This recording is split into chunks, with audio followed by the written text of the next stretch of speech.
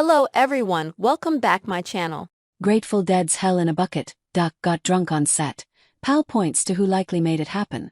Filming the Grateful Dead's MTV-era music video for Hell in a Bucket was one long, strange trip. Len Delamico, the band's film and video guy, has written a new memoir, Friend of the Devil, My Wild Ride with Jerry Garcia and Grateful Dead.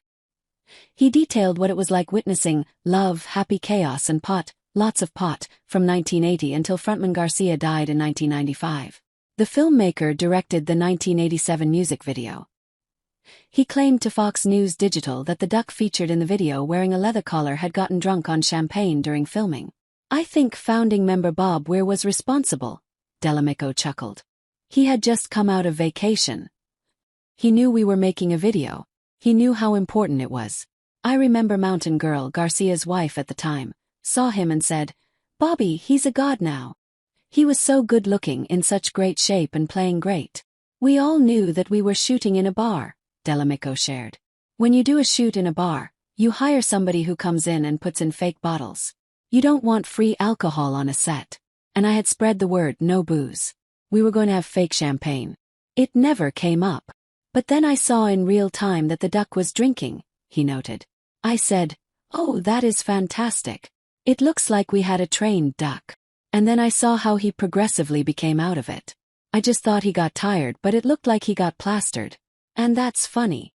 According to Delamico's book, it was Weir who came up with the idea of having the duck in the video, to everyone's delight.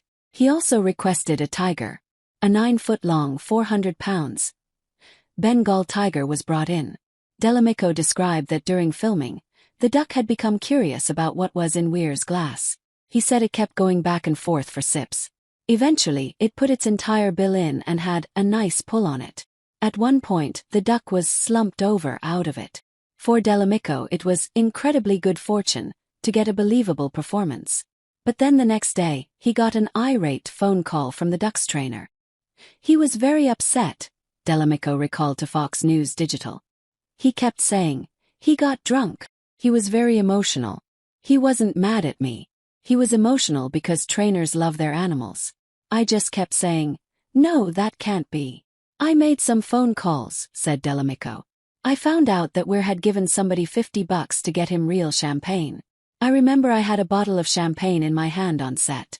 I thought it was a prop. So I had to apologize to the trainer profusely. How could I make this right?" The trainer explained that the animal was trained on white grapes.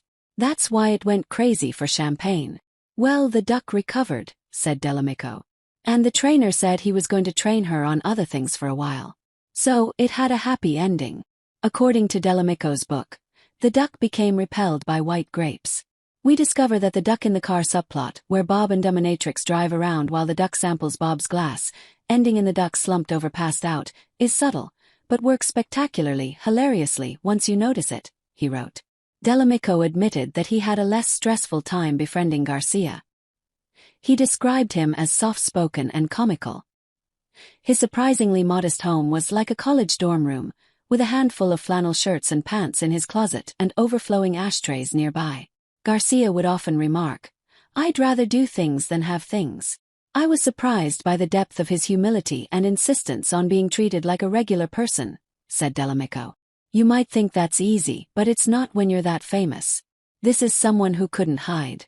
Mick Jagger could wear his hat with the brim down and move around the public without being recognized too much. But he was a performer.